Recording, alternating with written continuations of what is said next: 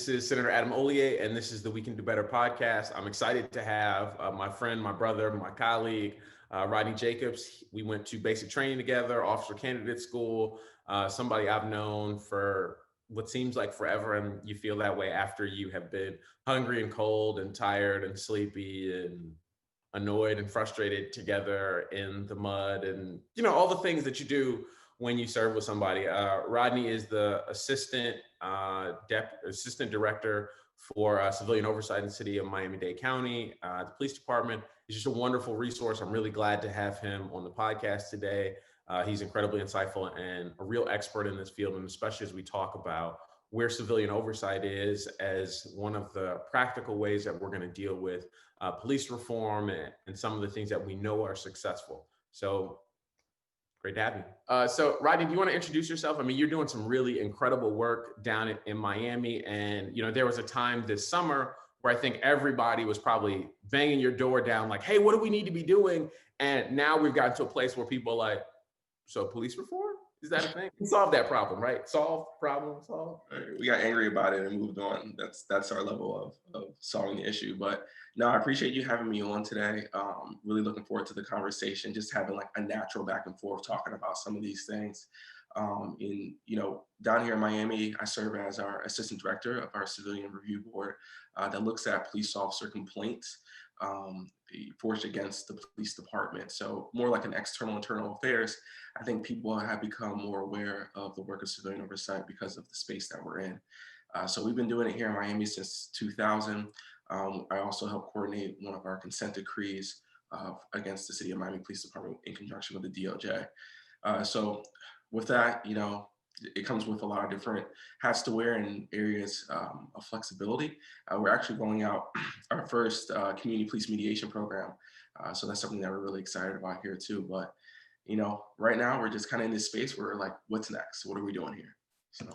So to that end, I think everyone looked at this summer and there was a collective outcry with George Floyd, but people then went to this space where they were like, what's going on? What happened to Breonna Taylor? What happened, in some of these other situations? And there was this dichotomy where there was video of a man being murdered versus the back and forth accounts in some of these other situations, and people not being able to reconcile the difference between, say, how Breonna Taylor was treated in this situation versus a George Floyd or a Flandy, just every other name of, all these folks, and how we had been, in this collective sense of not another person, not another name, and all of these different solutions that were posed.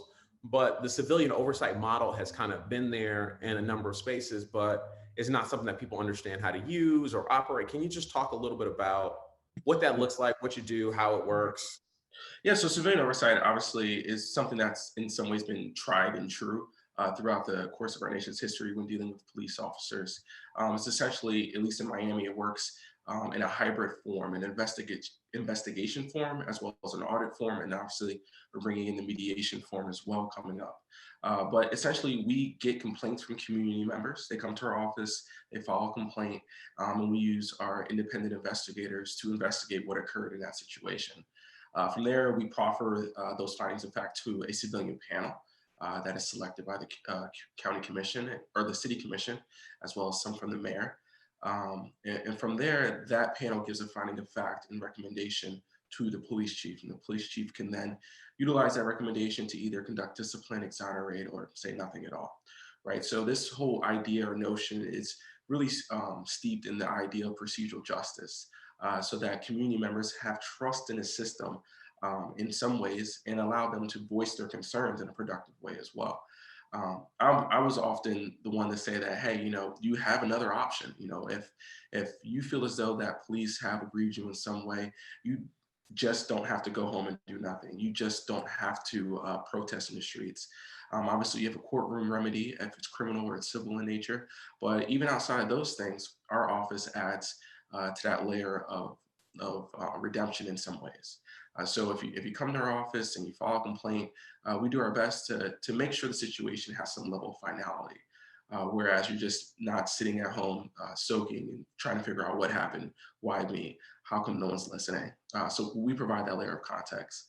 But to your other question, Senator, it's interesting, man. You know, one of the things that I was really kind of open and upfront about when we were having this discussion nationally about what we should do. You know, you had a lot of young leaders coming to the forefront with ideas and principles, and I know we had a couple Zoom conversations about it as well. And the reason why a lot of these issues are still persisting today that people were talking about, heck, in the 60s, 50s, and 40s, is because they are that complex. It's because really when you talk about bringing down an institutional difference or an institutional force like a police department, there's no real easy answers. To boot, you have unions with a lot of money that can fight you in the court systems as well. So the reason why there isn't a lot of like what's next and that energy has kind of dissipated to a bit is because people have realized this might actually take hard work. You know, this isn't just going to be solved by a couple posts on social media or a couple cries to elected leaders. People are going to have to roll their sleeves, especially when it's hard, and bring about practical solutions in ways that make sure that we have real meaningful change. And so that's what I was really talking about too. You know, there was often times where, you know, we heard the mantras of, you know, defund the police and the definitions of what that may mean, whether it's totally eradicate policing or just reappropriate funding. And that comes with a whole litany of things. You know, the interesting part about some of this stuff is we aren't the first ones to think about it. There's a lot of Black, brown, and other people that have written PhD dissertations on how to reform policing. And if you kind of peel back some of those layers on those books, you see that there isn't really a lot of original ideas here. This is what we can do. This is what we can do. This may work. This may not. So at this point, I really think it's about kind of exercising some of those experimental hypotheses and making sure that we kind of put our money where our mouth is to see it through to the end. Here in Miami-Dade County, we've instituted civilian oversight now for the first time over the largest police force in the South. Obviously, you have my department here at the city of Miami. And elected leaders are really thinking hard about how we can ensure that our police department looks more like safety and less like policing, as well as making sure that community members have a seat at the table when determining how they are policed. And I think if you kind of start with those two things, you can get rolling in creating a base on where to go next. And so as you talk about kind of this idea of there's no new idea and we know what works, the current administration has, or the DOJ has been notoriously limited in this, you know, over the last 4 years compared to pretty much every other DOJ in the number of consent agreements or consent decrees that they open up with local departments. And we've seen significant change as a result. So the city of Detroit was under a consent decree for a number of years. And, you know, we saw significant changes in the way police work. You saw community police rolling out. I mean, you've heard a number of people talk about the way Chief Craig, you know, our police chief has policed and how, you know, were not for the consent decree that he would not have come because maybe the department would not have been in a space to accept some of those type of reforms. And so, you know, can you just talk a little bit about what that federal oversight has done for your ability to work and navigate change and, you know, how it works as a model compared, you know, as we look into, or, you know, we look forward into a change in administration and some potential changes that you may see at the federal level when there's so many departments that have been teetering in and out of this kind of space where, you saw in Camden, they had a federal decree that was like, basically like, man, maybe you guys should shut down your police department. You know, you saw. They don't do Camden like that. You know, they're going to be coming for y'all Detroit people anyway. So. I mean, they're legitimately the only community in the country that literally abolished their police, right? Like they did actually shut down their department and were like, you know what? We're going to start from scratch. Like they didn't, no police, but they were like, that police department was so broken. It is closed. They closed up shop and they started again from scratch. And so as we talk about, you know, in the zit guy stuff, defund or abolish, that is the only example to refer to of a place where they were like, yeah, okay, we're closing the doors. So everybody out, starting new. We've seen similar things, or at least that come relatively close, right? In Eugene, Oregon, it had a similar situation. Obviously, Ferguson got pretty close. I mean, their consent decree, although the Ferguson Police Department was like maybe 20 officers, you know, they got pretty close with their consent decree and some of the work they did. As we saw even closer to that, obviously, in the aftermath of George Floyd and what that city commission did with their police department and disbanding it to an extent. Although I think the ink isn't dry on what will really happen there just yet. What I will say is this, and this is one thing I've always said about totally abolishing a police department and not knowing what you're going to get thereafter. Typically how this happens is that police don't go away, right? You know, usually you contract with a county police department and they come and patrol the streets, and usually have less accountability over those county officers if you're, you know, the local elected mayor or the local elected, you know, official, right? You contract with the county officers come in and they patrol your streets with with more or less accountability.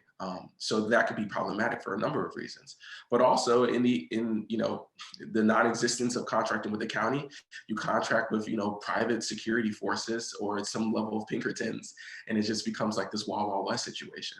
So one thing that I've realized, at least not only in this realm, but others as well, is usually when you privatize something and you don't know what you're going to get, but afterwards, it's usually bad for Black people. So what you really want to understand is what you're asking for and how to exercise your points of access much better so that you can get the ultimate impact of what you really want. Because you may say, and it may sound really good to say, let's abolish the police, but not knowing what you're going to get thereafter is probably, you know, just shifting the burden to something even more problematic. So I was always the one to say, hey, listen, I'm here for reappropriation of funds when we talk about policing, because there's so many things that police departments do that have been ascribed to them solely because they are the biggest budget, you know, filler in any level of government, whether it be local or federal, when we talk about the military. So usually if you get the most money, usually people look at you to solve those issues as well. And one thing we can at least determine definitively from this is that police should not be doing certain social services and things of that nature. What does that look like? How do you dial them back from that? Obviously, that's going to take a little bit more understanding and practical analysis, but there are methods out there that do work, right? So you don't necessarily have to reinvent the wheel either.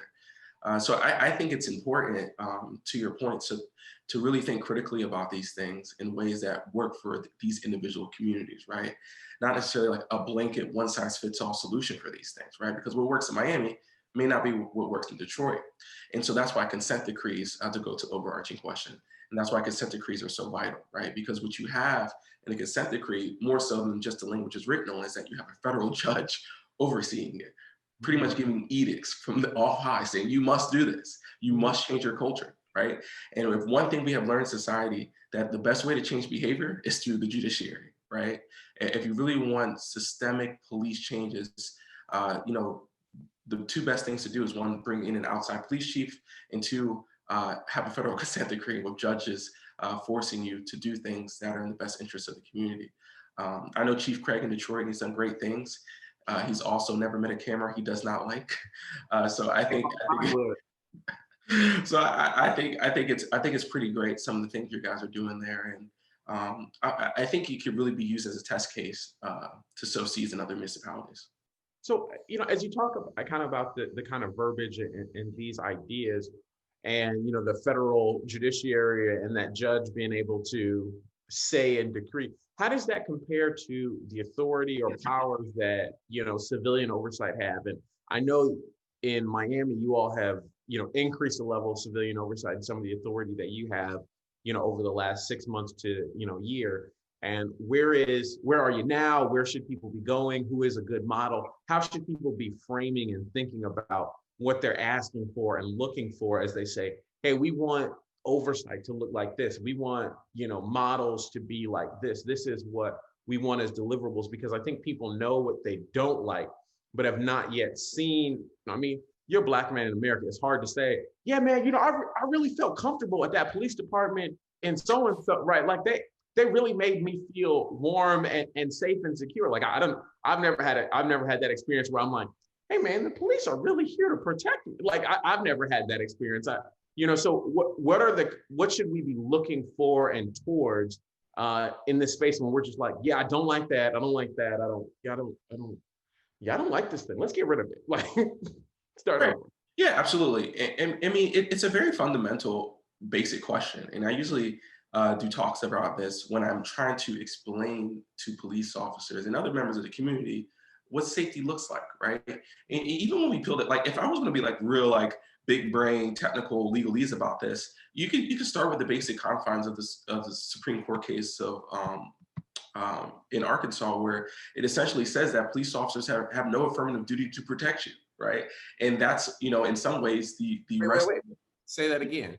Yeah, yeah. So there's a litany of Supreme Court cases, and I can send them to you, that say that police officers have no affirmative duty to protect you from harm. That is the law. Like, they do so voluntarily, right? It's a voluntary policing service, right? And in fact, I'll take it a step further. When we had the school shooting at Marjory Stoneman Douglas, it was widespread that why didn't those officers go in there sooner? They should have went in there. They should have disarmed. They should have did something. Instead, they were like sitting out in their car. They called for backup, and that was that. They're like, oh, these guys are going to jail. Wrong.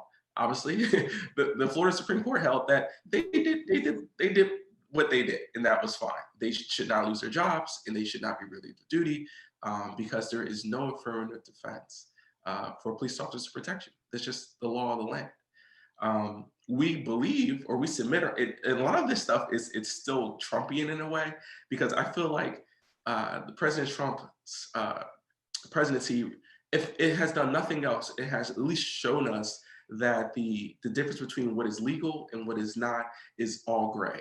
The whole idea of social contract we have about why we submit to law in America and why we go to jail or why we don't, subpoenas, pardons, you name it, all comes down to this idea that we're voluntarily submitting to a democracy because we believe that living in this such of agreement is better than not doing it at all, right? The fact that I pull over when I see blue lights has less to do about me getting harmed. Well, maybe more so on the black tent. Has less to do about me getting. They'll let you drive on. Right, right. It has less to do about that and more to do with that. Oh, this is what I have been trained to do, right? But Trump obviously turns all that stuff on its head. It's like, I don't have to show the subpoena. Make the Supreme Court, enforce their own subpoenas, right? Things like that. So I say that to say that when we talk about law and how it's orchestrated, definitely in policing, we have to ask ourselves easy yet fundamental questions. And the one thing I've always asked people, without the backdrop of police violence, is what makes you feel safe in your community?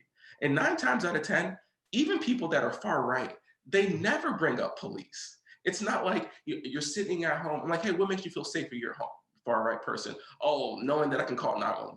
Never the answer, right? It's always like, oh, knowing that I have, a 12-pack of beer in the fridge, or knowing that my dog can lick me on the face, right? It's like stuff like that. And when you talk about safety and comfort and what makes you feel like you're not going to be imputed upon on your liberties and freedoms in your own home or out at the grocery store, 9 times out of 10, it's not because police officers are out patrolling. And that's just what it is, right? So when we talk about what safety looks like in our own individual communities, we also need to take those things into account, that safe communities may not look like policing, right?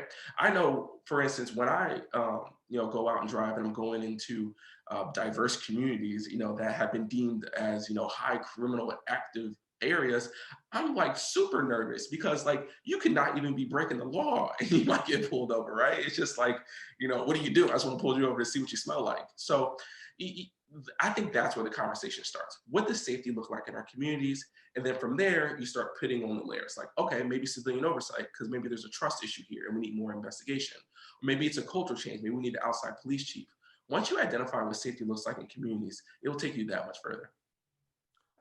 That's a really good way to kind of frame this discussion and how people should be thinking about this space. Just for the record, I need to say that my dear friend Rodney is an attorney. He went to law school. So when he's talking about things, he's not just like talking about his Google fingers or his Twitter fingers. Like he studied it, he's barred, like he's done all of those things to make him an expert in these regards. So, but as we talk about this kind of framing of safety and space, you have a unique experience with the police, right? So most Black men have a hesitancy because we are trained and cultured and we've had a few bad experiences.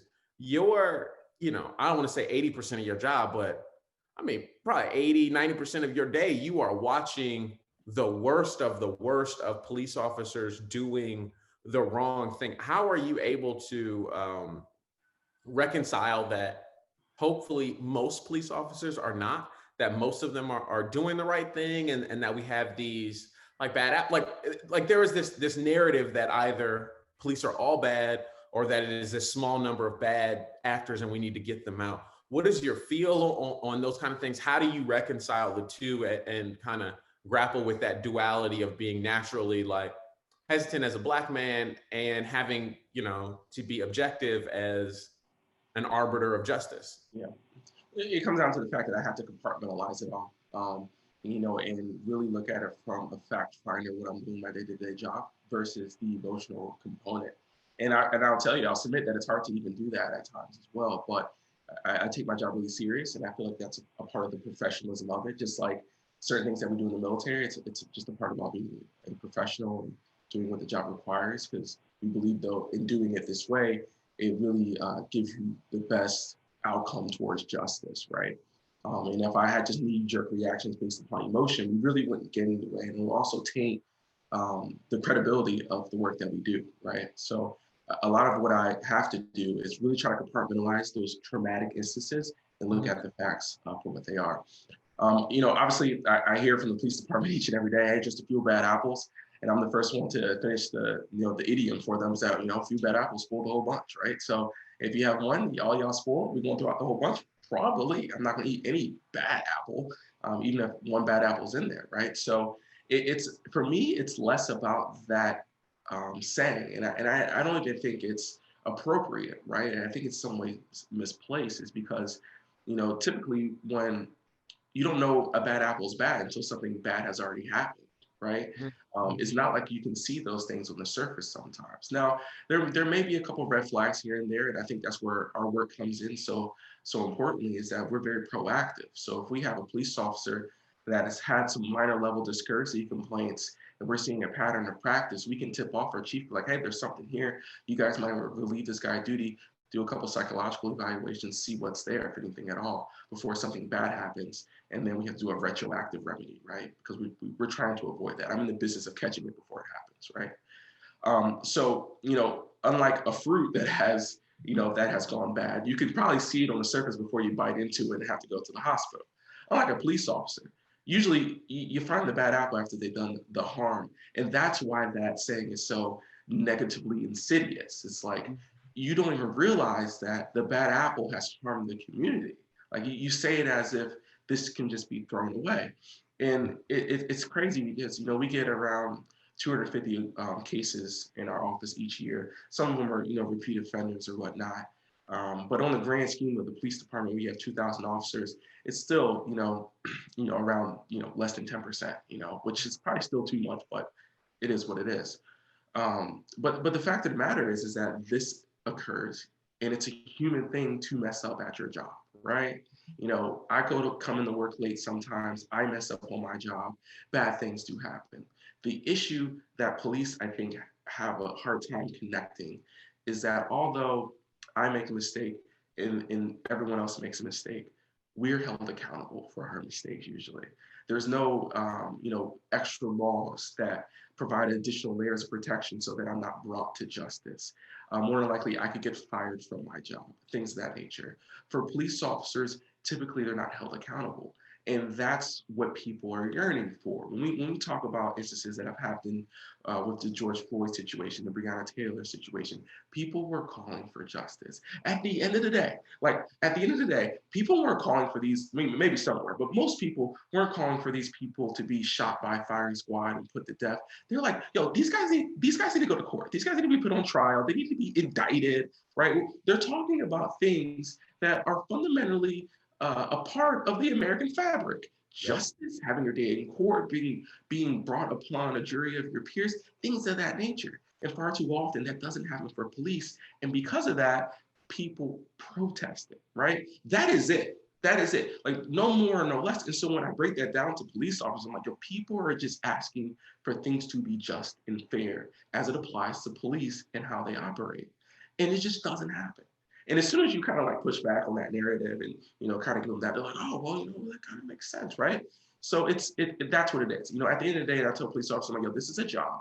And if you suck at it, find a new place of employment. That's it. That's it. So, I mean, that's a really, I think, unique way to kind of do this perspective. And so when I talk to folks similarly about this thing, I'm like, you know, being a police officer is just a hard job, and there's not a lot of, you know, payback in being a cop, right? Like no one likes to see a police officer. There's no situation where you're like, yes, the cops are coming. Like you call the cops when somebody's breaking into your house, when somebody's trying to rob, like you've had a traumatic experience and then the cops come Yeah. and they didn't solve your problem. You're like, would you go get the people? And most of the time they're not going to get the people. Maybe you get them and they're able to stop, whatever situation is coming. But in most cases, that's not even a option or a reality. These are people who are responding to a problem and you're like, all right, well, okay. And you're still mad at them for doing this thing. And so it's this really, I would say, dangerous and difficult thing where they got to be on and they have all this authority. And, we talk a lot about the militarizing of the police. And that is always a striking statement for me because, as someone else who serves in the military, it's like, being in the police is nothing like the military, right? Like I have a command structure. Like I'm not out here autonomous or doing any kind of thing. It's like, we're both officers. We lead soldiers, but we have someone who is telling us specifically, hey, this is your mission. This is what you're supposed to do. We operate under clear rules of engagement and things like that. And even in the battlefield, don't have the same level of deference and control and options. Can you just talk a little bit about how, people respond when you ask them, why did you do this? What were you thinking? How did you come to this? And that idea, because I think that understanding is really critical and unique because most people don't understand what it's like, where they're like, why did they shoot that person 10 times? Or why did they do this in this moment? Why didn't they shoot him in the kneecap? Or why didn't they just let him go? Like, what do these police officers say when you say those things? Or when you're like, I watched you on the thing, you hesitated. What was that? Why did you? It's so funny. So it's a two-sided question. I'm gonna answer in reality, and then I'm gonna answer in the hypothetical. In reality, I don't get to ask those questions, right? And that's largely due to the fact that police unions ensure that civilian overseers don't get to ask those questions, especially in the state of Florida. In the state of Florida, we have what we call the Police Officers Bill of Rights. The main thing within that I think everyone obviously should focus on is that before police officers are asked questions about an incident, they're able to review, see, and read all evidence against them before they ever make a statement, right? Body camera footage, closed caption TV that may be around the city, witness statements, statements of other officers, you name it, they get to read it before and view it before, even with counsel sometimes, before they ever make a statement. Obviously, that's problematic, and we probably call the term why. So they in the state of Florida, I'm the officer. I am an officer involved shooting. I get to see the video. You can see everything, all evidence against you. Your report, everything that you painstakingly gone frame by frame through body cam. And before you ask me what I was thinking, I've already read what everybody thinks I was doing, why they thought, and I prepared a statement as to how I was acting. Yep. Wow. And the question is, why is that allowed? The answer is because of police unions. Police unions lobby elected officials to ensure that they have these kinds of statutes on the books that protect them and their interests. Police unions, there's certain things that shouldn't have a union, right? When you think about unions, at least from the typical ones that we see up north and also in the Northeast or in the Midwest, is that unions are fighting for the little guy who can't get fair wages because their employer wants to work them to death, right? So they need someone to protect their interests. More often than not, police are holding the gun, right?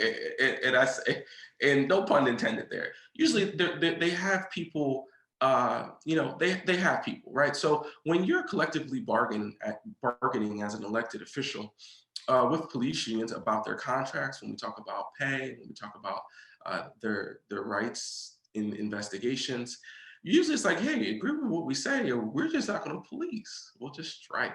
And what are you going to do then? Right now, every now and then you have like the Buddy Ciancis of the world and in Connecticut and such that will pull that card and be like, well, if you don't want to work sanitation workers and you don't want to work police officers, fine, I'll find some private people, because at the end of the day, one of these B cops that are making $40,000 or $30,000 a year, they probably can't go without a paycheck either. So I'll just wait them out, right? But more often than not, that doesn't happen. And it may be for good public policy reasons, it doesn't. But the fact of the matter is that police unions, both on state and local levels, hold out these elected officials, and they get what they want. So that when a police officer is relieved of duty, they get paid. Why does that happen? Collective bargaining at municipalities. So that when police officers are under investigation, they get to view all the evidence. Why does that happen? Lobbying at state levels. So when police officers may or may not get indicted, right? Why does that happen? Because unions are lobbying district attorneys and state attorneys in local areas saying, no, no, no, you need us to solve these cases, right? No prosecutor goes to trial without droves of police statements and droves of investigations from detectives, right? If you want us to do our job effectively, you need to do your job effectively. And what does that mean? It means a quid pro quo relationship, right? So when we talk about the establishment of policing, how it's embedded in everything in our fabric, you look at it and says, okay, well, I see why this makes sense, right?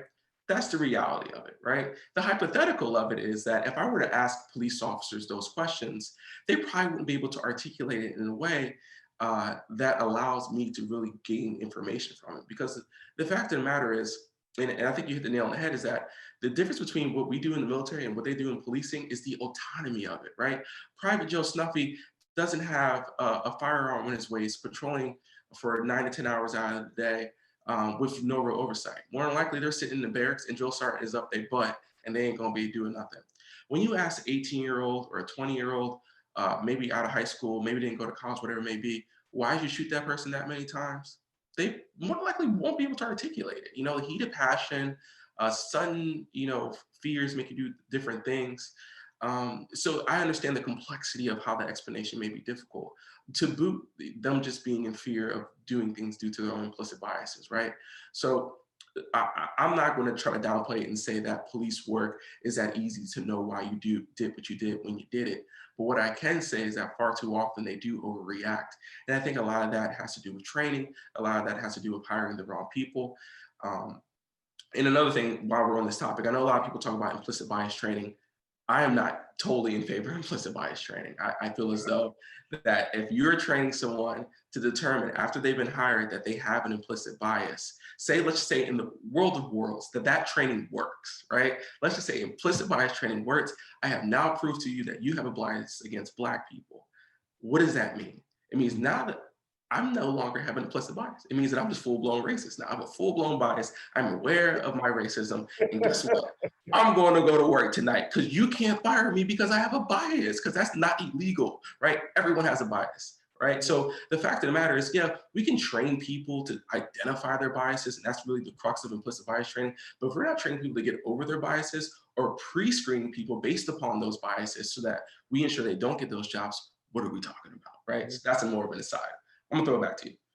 Well, I appreciate all that. And it's funny that you mentioned some of the interaction with the DA. So our county prosecutor, in a somewhat controversial move for some and a praise move to others, started announcing a list of police officers that she's been updating regularly and publicly of people who have lied, right? Like police officers who have lied in court and lied. It's called a Brady. Yeah, it's Brady list. Yeah, and it's just like publishing it. And it was this moment where it was like, people were like, what? It's like, yeah, these people, don't trust them. Because, they go from one department to another. And so that, other departments think twice about hiring this person who may have been let go because they lied to the prosecutor over here. And then they go get a job in another county or another municipality. And so I just, obviously this is a very complicated issue, and I appreciate you sharing some light in your perspective. I want to shift focus a little bit to talk about, what it's been like dealing with this pandemic, right? So Miami-Dade County has been hit especially hard. Detroit is obviously dealing with this. How have you been protecting your mental health? Like, what have you been doing to stay centered, to stay what are you doing to maintain that? Yeah, man, mental health is crucial. Anytime that I get the opportunity to speak about it or post about it, I always try to, especially when you have people that are really like isolated on their own or losing their jobs. And, the world's kind of been turned upside down in some ways, right? So that level of mental resiliency is needed now more than ever before. And one thing I try to do, obviously, I see trauma on a different level in multiple ways. One being an intelligence officer. I often tell people being an intelligence officer in the military, knowing what threats face the military as well as how we may potentially be a threat to other things, is traumatic.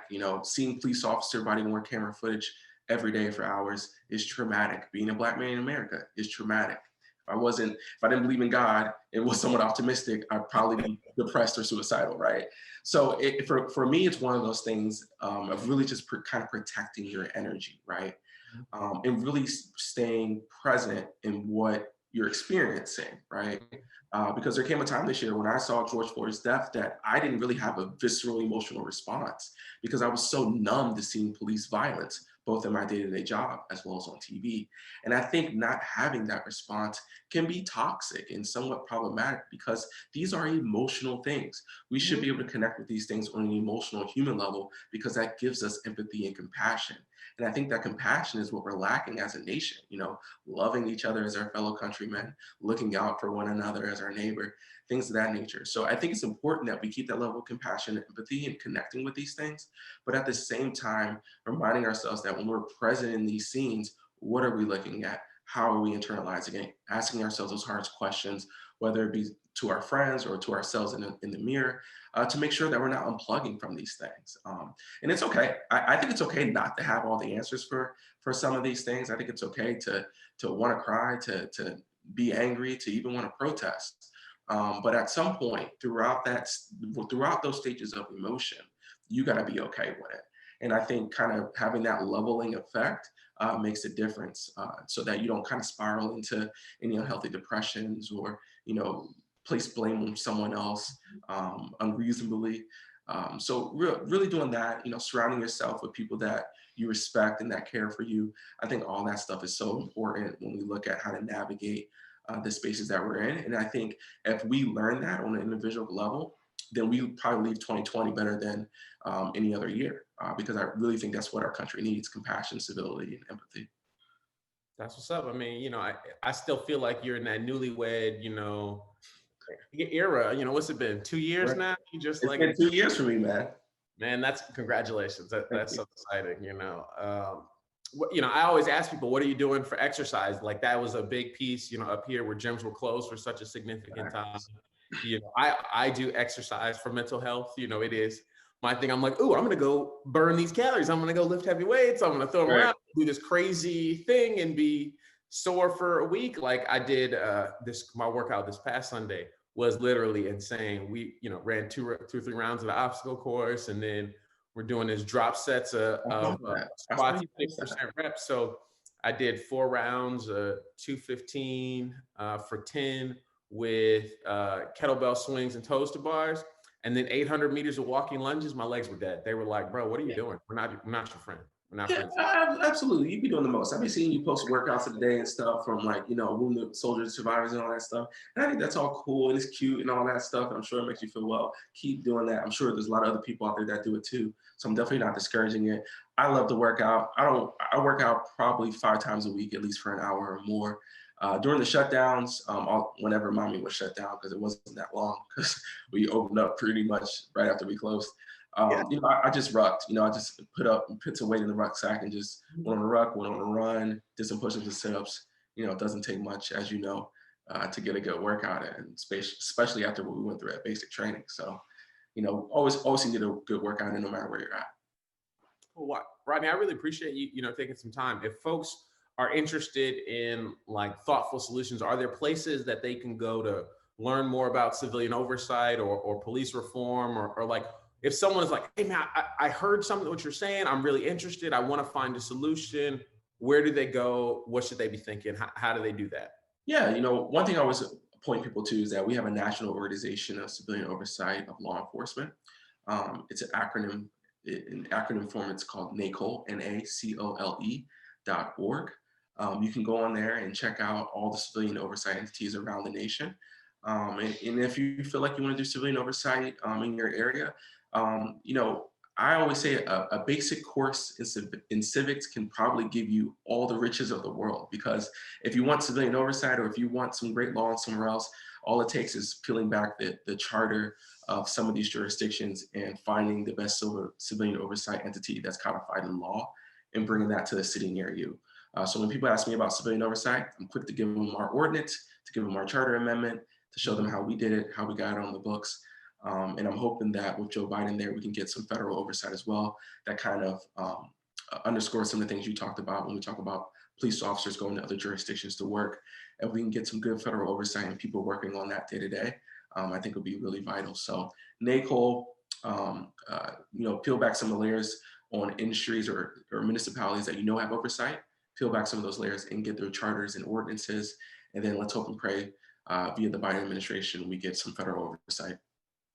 Cool. Well, Rodney, I really appreciate you joining me. This is Rodney Jacobs. He is the Assistant Director for Civilian Oversight in Miami-Dade County Police Department, and a fellow, Army reservist and good friend, and just, an all-around good guy, brother, like one of those people who is doing the right thing that we don't do enough to highlight it and do those kind of things. So I appreciate you coming on the We Can Do Better podcast, where we talk to interesting people who are doing incredible things and who share unique perspectives that are relevant in the Second Senate District and the state of Michigan and across the country, that are solutions and best practices that we can bring back to make our lives and our community better. For sure. Thanks for having me, guys. It's been great.